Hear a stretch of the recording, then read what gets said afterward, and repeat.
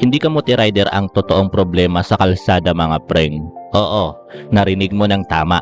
Kung galit ka sa kamote, pakinggan mo muna to bago ka mag-comment kasi baka pagkatapos ng video na to, mag-iba yung galit mo. Alam ko na agad ang iniisip mo mga preng. Bro, obvious naman. Kamote equals singit, counterflow, overspeed.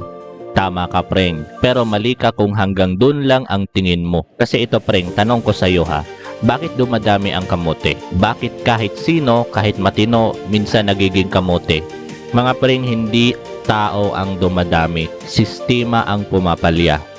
Kamote is a symptom mga preng, and the disease is the system. Isipin mo to preng, parang sakit yan sa katawan.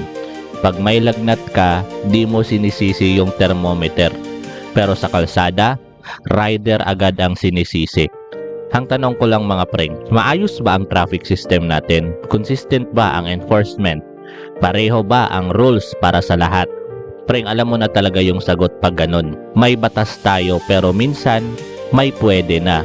May violation pero minsan may areglo. So anong natutunan ng tao? Diskarte beats disiplina. Hindi dahil masama sila mga preng, kundi dahil yun ang gumagana sa system. Ngayon, tingnan natin yung daan.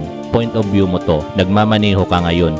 Lubak, walang linya, biglang bottleneck, parking sa gitna ng kalsada. Tanong, kapag sumingit ang rider, kamote na ba agad? O uma-adjust lang siya para mabuhay sa sabog na kalsada? Mga preng, hindi ko dinedefend ang violation.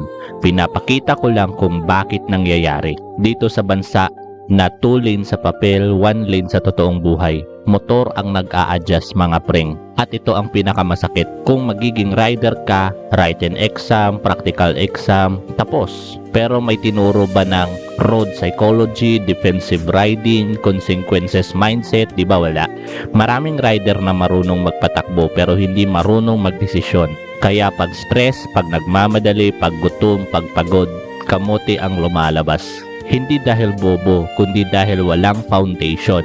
At mga preng, ito yung di gustong pag-usapan ng marami. Sa Pilipinas, maraming nagmomotor hindi para sa hobby, kundi para mabuhay. Delivery, trabaho, sideline, oras equals pera. Pag late ka, walang sahod. Pag di ka dumiskarte, walang kita. So ang tanong mga preng, galit ka ba sa rider o galit ka sa sitwasyong nagtulak sa kanya? Kaya uulitin ko mga preng, kamote rider is not the real problem. Ang problema dito is palpak na sistema, sirang kalsada, kulang sa training, survival culture.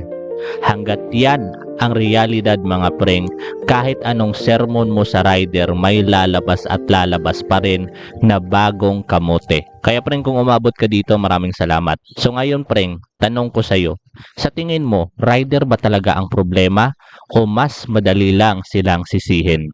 Comment mo yan, i-share mo to kung sawa ka na sa mababaw na sisi.